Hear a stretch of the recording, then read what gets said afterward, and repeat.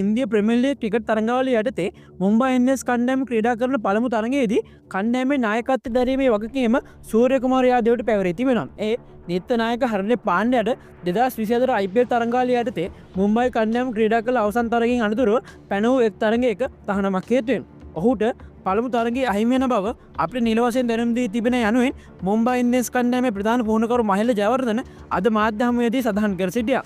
ලක්නෝ super ජයන්ට්ස් කණ්ඩායම සමග 2024 මැයි 17 වෙනිදා මුම්බායි වංගඩේ ක්‍රීඩාංගණයේදී පැවති තරගයේදී නියමිත කාලය තුලදී පන්දුවර 20 අවසන් කිරීමට මුම්බයි පිළ අසමත් වී තිබුණා.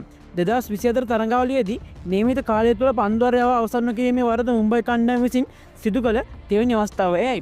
ඒ අනුව එක් තරගයක තරග තහනමක් සමග නායක හර්ෂදීප් පාණ්ඩයාට ඉන්දිය රුපියල් ලක්ෂ 30ක ශ්‍රී ලංකා මුදලින් ලක්ෂ 102ක් පමණ වන දඩමුදලක් නියම කිරීමටයි පියවර ගැනුණි.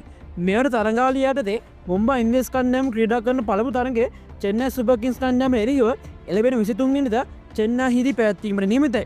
පාණ්ඩයාට අමතරව වේගබන්ධවන ක්‍රීඩක ජස්ප්‍රීත් බුම්රාටද මුම්බයි කණ්ඩායමෙන් පළමු තරගයේ ක්‍රීඩා කිරීමේ අවස්ථාව හිමි වී තිබෙනවා.